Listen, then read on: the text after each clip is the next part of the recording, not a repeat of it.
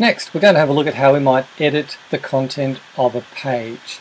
Now, the important thing to remember is that this is a content management system. There are separate ways of editing the content of a page as distinct from the layout of a page. Now, when you're working in a word processor, you do both of those things at the same time. So it requires a bit of different thinking. Let me just go to a different page here to demonstrate what I mean. Okay, this page has some text. You can see that, and that we might want to edit that text. Basically, when we want to edit the content of a page, which is what you'll be doing most of the time, you use that edit link there at the top, or there may be an edit link underneath the page title. That may not always be there, but this one at the top will always be there. And that allows us to edit from the menu bar down to this line here. So all of the content between those two, that includes this text and this slider here, which I'll show you in a minute, that can be edited via edit page. So if I just click on edit page there, I can edit this text. That slideshow is controlled by this code, and I'll discuss that a little bit later on when I look at the plugins. But as you can see, the text is here, and you've got a text or HTML version of this editor as well as a visual version of this editor.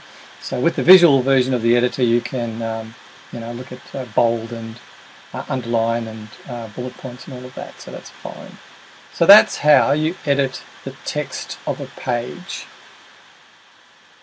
And once you've done that, you just press update there and view the page.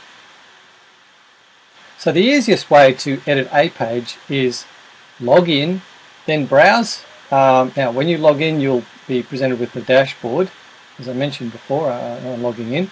But rather than work from here, I would then browse to the site, browse to the page, and then press the edit button. The second way of doing it is using this link pages here, all pages, and then you can have a look at the about page, for example. And if I click on quick edit, I can do a couple of things here, changing the date, for example, and the author, right? So we can change author here, and also we can change its status from published to not published. We can allow comments if we want, and then we press update. That's the quick edit. The edit button simply takes us back to where we were before editing directly. Okay, so that's all about editing pages.